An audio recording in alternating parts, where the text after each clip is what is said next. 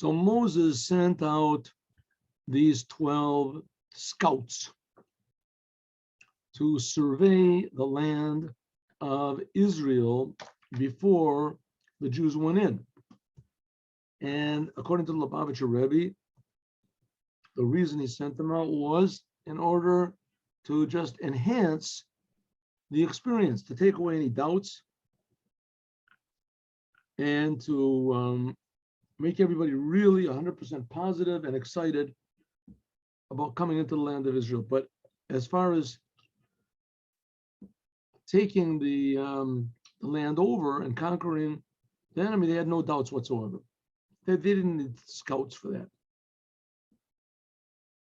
The only reason they sent these scouts in was just in order to survey the land, so they would have sort of like a tour guide. You know, they would have just an idea, a positive. They would come with this positive attitude about what to do.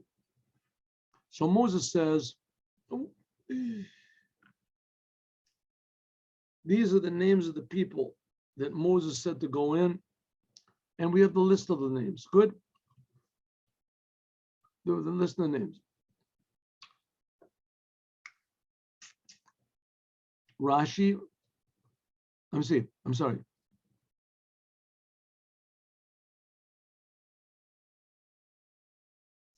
And we explained why Moses changed Hoshea's name to Yehoshua, because he was going to be the leader of the Jewish people and he needed extra help from God.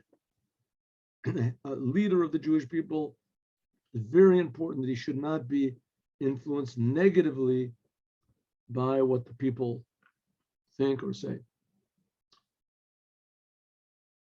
Okay. Vayishlach osam Moshe. Moshe sent them. I mean, he already said that he sent them. Of course, he sent them. So what does he say? He says, Shalach Moshe, Vishalach. Vayishlach osam. The OrHaChaim is going to ask this question. Vayishlach osam Moshe. Moses sent them to tour to survey the land of Canaan. Vayomer alim, and he said to them, you should go, first of all, start from the north, from the south. That's basically where they were. They were camped outside of the southern part of Canaan. Go on the south and go up to the mountain. Go up to the mountain. Why? It says because the Negev, that's like the desert. This is the Pesola Shalish. This is the worst part of the land of Israel. Shekin derech hatagrim, because that's the way businessmen do. First of all, they show the bad stuff. And then after that, they show what's good. As the BalHaTurim says, Etahar, the words Etahar, this is the numerical value of Torah. Torah. Sheta'amod lahem zechut, the Torah, because the Torah will stand for them as a merit. They're going to go to the OrHaChaim says, why does it have to say again that Moses sent them? We have to understand. Lama hutzrich lomar kain achashgavar. It already said ashlichus. It already said Moses sent them. Moses sent them. Vayishlach otam asher shalach Moshe. All of a sudden it says another time that he sent them. So it could be that Moses escorted them. He escorted these 12 scouts up to the border. But not on a katuv tam alavayan. He says why? Latur, because the reason is because he didn't just send them to the land of Israel just to have a look and then to come back, but they had to go and Latur is the origin. They came to survey the whole place, and they were in a danger. They were in a danger. There was huge. They knew for sure that there were huge people living there. And also it says that Levaya, the reason that Moses accompanied them was that when you accompany someone, you have to accompany them for the purpose, if you're sending them for the purpose, you have to accompany them and remind them of the purpose that you're sending them. The Sforno says that he sent them from the south. Why? Because that's where they were. That's where we are. It was good that they should go immediately in to the land from where they were and not to surround it and go to another place. In other words, he wanted to take away all doubts in their mind that there was a danger in the place. Go right from here. You can go and they don't have to make any special entrance points. Okay, so Moses tells them what to do. Re'item at the Oretz. First of all, have a look at the land, Mahi. At the Am Yoshev, land, the people that live on it. First of all, look at the people. Once again, it says look at the land first. So Rashi says no. The look at the land to know what type of people it grows. There's some lands which the people that live there are big. Some lands, the air is not good, whatever, and it grows weak people. There are some lands which are conducive to a big population. There's some lands where it's not conducive to have a lot of people there, right? They only have very few children. Is the land, are the people that are there? Says what he said. Are the people strong? How do you know if the people are strong or weak? How do you know? They're going to go and test them out. It says Simon Masar Lam, that Moses gave to the spies a sign. If there's not very many walled-in cities, then he know that the people that are living there are strong. That they're not afraid of any enemy attacking them. But they don't need a wall to keep the enemy at bay. But if they are in cities that have walls around it, and then you know that the people are weak and that they have to protect themselves. They're already worried. They're worried. To build a wall takes time. So they're worried about the enemy coming from beforehand. If it's a strong city, so they're not worried about the enemy. They don't have to make preparations beforehand. They know that the people are strong enough. But the main thing is that first of all, he wanted to know about the people. Let's have a look at the OrHaChaim over here. That's what he wants to know.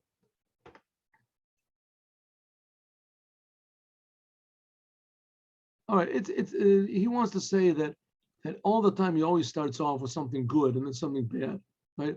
It says, is the land good or is it bad? Is the cities they have that they are they're walled in?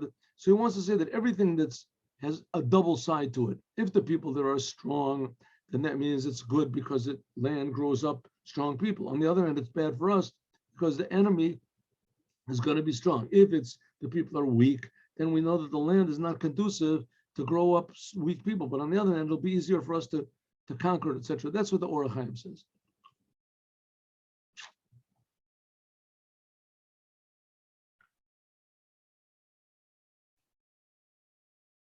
Okay, so first of all, he wants to know mainly about the people. Are the people strong? Are they big? Right? The walled-in cities, that's the sign that the people are weak. If the city, the machanim, that there's camps, they're open, then that's a sign that everybody's strong. If it's b'mivtzarim, if it's a walled-in city, then people are weak. Number one, how are the people? Number two, u'ma ha'oretz, and what about the land? Hashmena hi raza. If the land is fertile, yesh bo eitz yamayim, there are trees. Yitchazektem lekachtem b'pri oretz. And you should be strong and take from the fruits. Hayamim yamei bikurim anavim, and the days were the days of the first fruits. The grapes were just beginning to grow. I mean, what's that got to do with anything? We'll see. Rashi says a little bit different. Rashi says yesh bo eitz. Are there trees or not? Rashi is concerned, why would they care so much about the main concern that they have are the people? Are the people strong or are they people? What does he want to know about the trees? Are there trees or not? Is the trees is such a big sign that the place is strong? So Rashi says it doesn't mean trees simply. It means Ayesh Bohem Adam Kasher. Is there a person who is like the tree of life, a righteous person? She again a lamb is chuto. That maybe there's someone over there like Job or someone, Noah, that in his merit the people won't be defeated, because it says that really God defeated the Canaanites, and we'll see this later on. Also, it says that not because so much the Jewish people were so righteous, but because the Canaanites were decadent. So he says if they're all decadent, then we got no problem. But if there's one person there that's really righteous, and let's say he teaches everybody to do one righteous thing, right? Maybe not steal or something, then it'll be very difficult to deal with him. We see an example like this was by the Tower of Babel. The Tower of Babel, which we learned back then in the book of Bereshit, Genesis. The Tower of Babel, it says that the people were evil and that they built this whole big tower according to principles of sorcery and whatever is magic, in order that they would be able to do whatever they wanted to. And their purposes were evil. So why didn't God just destroy it? It's because they had peace between them. They all spoke one language, and because they had one good thing among them, so God had to come down and destroy them himself. He had to come by himself. So it's the same thing here. Moses said, see, maybe there's some sort of a righteous person over there, and that righteous person, he'll protect the whole entire the land of Canaan. So we'll have to get him out of there. We'll have to get this person out of, so he won't protect the people there. Bikuran, these are the days of the olives are just ripening. Yomisha and even mitbashlim. These are the days that the grapes are ripening. But we have a little bit different interpretation here. Right, so in other words, the grapes are really nice. Here we have a couple other interpretations. Let's say here we have for instance, what is it? BalHaTurim. No, I'm sorry. Sforno.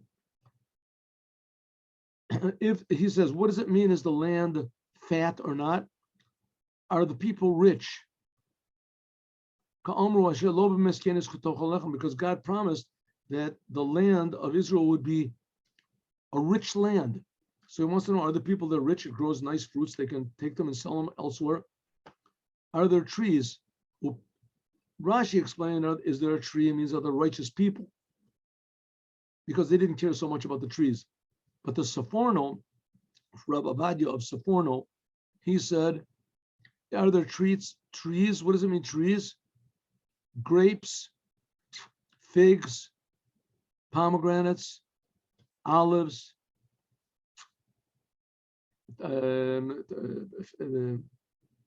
dates, namely the land. These are the fruits that the land of Israel is praised by them.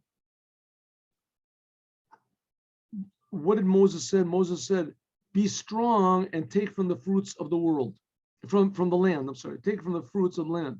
He's chazaktem, be strong. He told the 12 tribes, be strong. What do you have to be strong for? Don't be afraid that all of the dwellers of the land, they'll notice you. Lamaraglim will say, hey, what's this? There's people that are stealing our grapes. What are they taking grapes for? Everybody's going to notice you.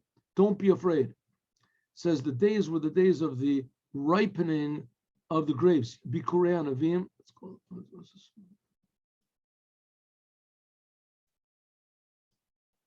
Lo ayu aperot shen nivchara b'em b'shlemutam. These fruits that we talked about, the figs and the dates and the grapes, etc., they were not totally ripe. Nevertheless, Batach Moshe Rabbeinu was certain shegadol appears that the great size of the fruits and the tastiness of the fruits in that time would be enough to convince the Jewish people that the land of Israel was good.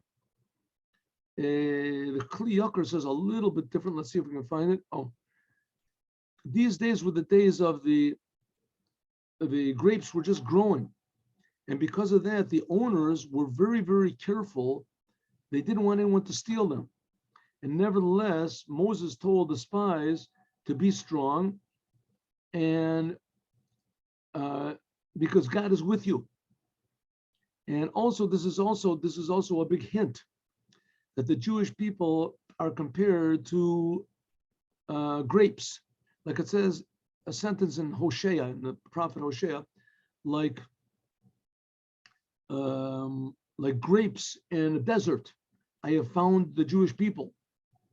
The world is a desert, and the Jewish people like grapes. And it says also another midrash that says, if Shiloh Ashkelotel Ba'anavim, it says this is in a vision that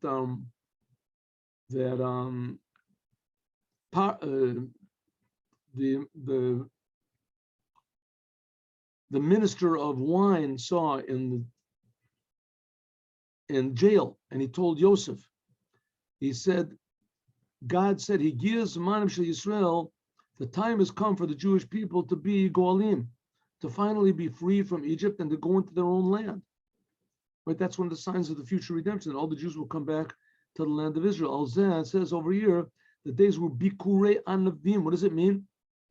The time has come for the Jewish people to come to the land of Israel, and because the Jewish people have already become ripe and finished all of the preparations that they had by means of the Torah that they received on Mount Sinai.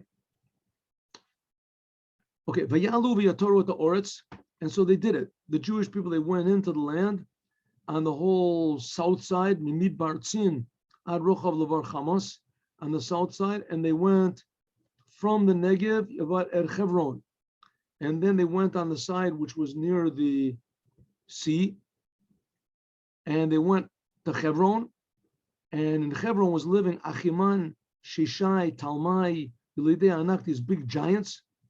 But Hebron was Sheva Shanim Nivnasa Bifnei Tzon Mitzrayim. It was built 7 times as much as Tzon Mitzrayim. Okay, it says that they went on the south, Vayavo, and he went to Hebron. It doesn't say Vayavou, that they went. That he went to Hebron. Who is he? So it says Kalev. Yeshua and Kalev. Yeshua had a blessing from Moses that he wouldn't be affected by the negative reports of the other 10. What about Kalev? So it says Kalev realized that what was going on. He realized that the other spies, that the other scouts were saying they were saying negative things. So Kalev alone, he went there to Hebron. What did he go to Hebron for? V'nishtatech al kivrei avot. That he went to pray at the graves of Abraham, Isaac, and Jacob.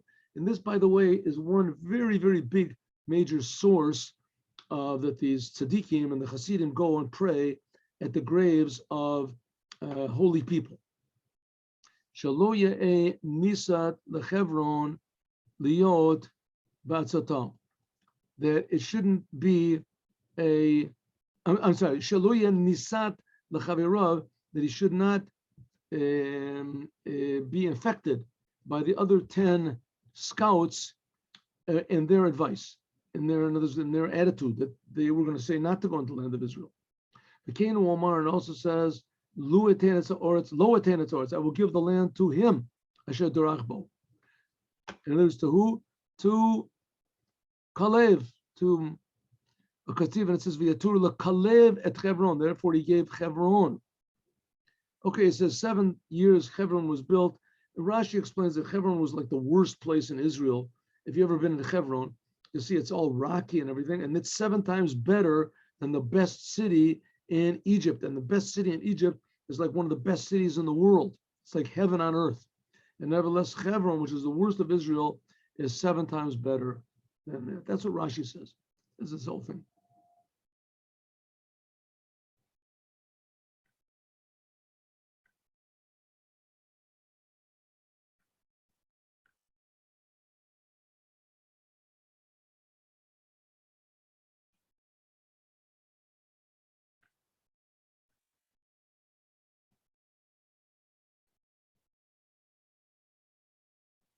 Okay, then they came to a place called Nachal Eshkol.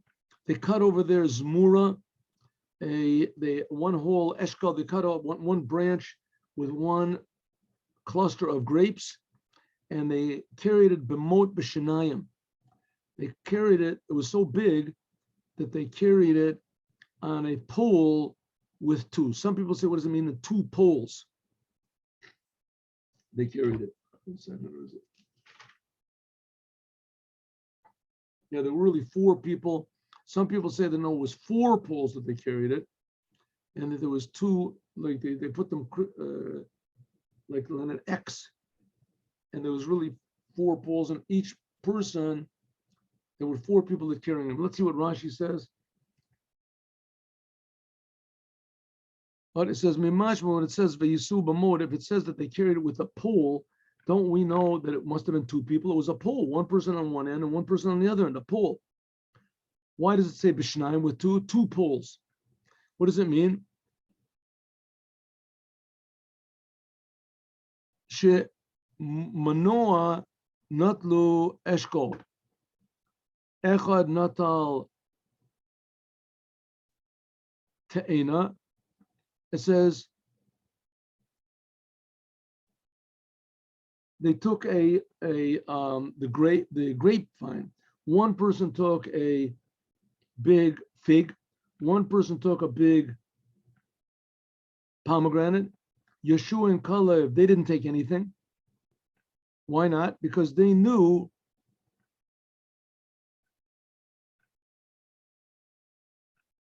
that they wanted to take these fruits for bad intentions. Why? Because they understood, the spies wanted to come back and say, just like these fruits are great and big, also the people are also huge.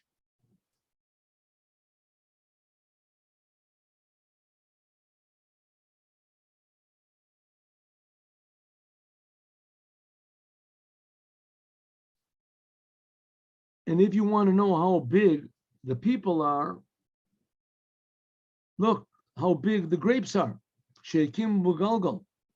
Herimu laem ish even echad mina yarden ad she kamo galgal. When they got to Galgal, it says they made a huge pile of stones. And you can understand if one person could take that, so here we have to have four people to take the grapes, so you can understand how huge these grapes must have been. The rabbis say that every person took 40 saw, and we learn that what one person can take on his shoulders is two people can take not twice as much, but 3 times as much. So it was tremendously heavy what they took. Here, let me just have a look.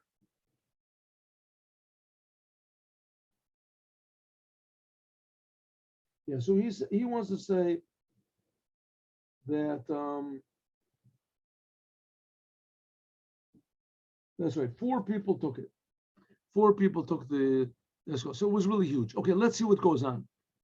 This place they called Nachal Eshkol because of this cluster of grapes that they took from there. Ready? They came back at the end of 40 days. They wandered around for 40 days in the land, and Rashi says it was a tremendously quick time that they went. They went in a tremendously quick time because we're going to see that God is going to punish them 1 year for every day.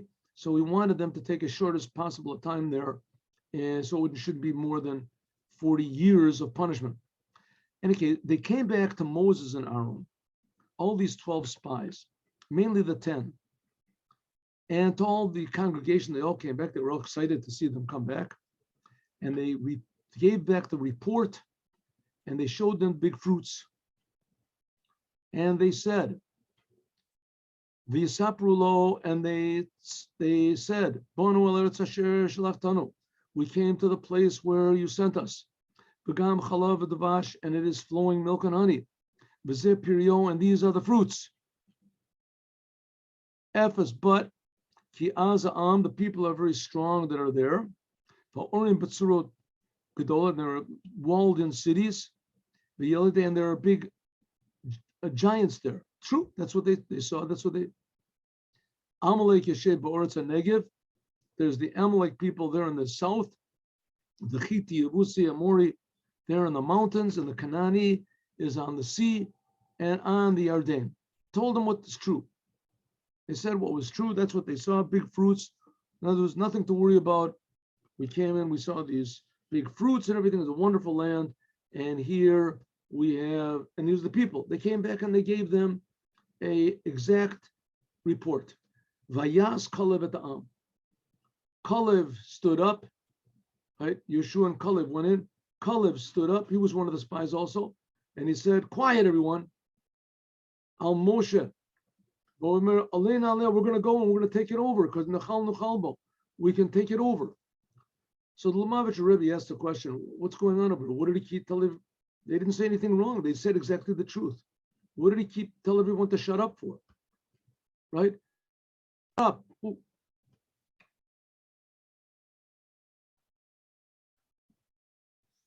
Told everyone to shut up. That's not right. We're going to take the land over. Don't listen to them. We're able to do it. Why? They didn't say don't go. Next, after Kalev finishes, then they say in Lonucha, we cannot take it over because the people are stronger than, but they didn't say that yet. Why all of a sudden did Kalev? So the Lubavitcher Rebbe says like this. Moses sent the spies in to come back and report, first of all, on the people, and then on the land. First of all, to tell how strong the people were and how frightening they were and how terrible they were. And then to tell about the fruits. What's the purpose of that? Because everybody, the Jewish people were all fired up and they were thinking about God and going into the land of Israel and how God was going to help them. And so they would come back and tell them about the people. And there's big giants there, there's Amalek, and the Bnei Yisrael, the Jews would say, what do we care about? A bunch of strong people. What do we care? God will take care of everything. God conquered the Egyptians. God will conquer them. Okay. What about the fruits? The fruits are also good. Okay, good. That's all. What did they do? They came back and told them about the fruits. Now the Jewish people stopped thinking about God. They started thinking about the fruits. Wow, look at those fruits. This land of Israel is really going to be something. It's everything that God said it was. Then when the spies got everyone thinking about themselves, look at these fruits we're going to get. It's really worth our while. They said, yeah, but you should know there's a bunch of giants that live there and these Amalek. And all of a sudden the people said, wow, just for a few fruits, we're going to fight against Amalek? No way. So by changing the whole paradigm and making everyone think about themselves first and reporting first of all about the fruits, as Kalev understood that it was bad news, that they were going to convince the people, they're trying to convince the people to be selfish, think about themselves, and not to think about what God is going to help them. Because according to nature, God is not going to help them. Why should God help them according to nature, right? God took them out of Egypt. He did enough favors for them already. Now they're going to go into the land of Israel. God told them they're going to have to plant, and there won't be any clouds of glory. So now the people got scared, right? That's what the purpose of these scouts was. Kalev immediately realized that, and he said, Vayas Kalev et ha'am. Kalev told everyone, hey, be quiet, calm down. We're going to be able to take over the land. Don't think about the fruits. Think only about the creator of the universe. He can take over the land for us. And it didn't work. It didn't work.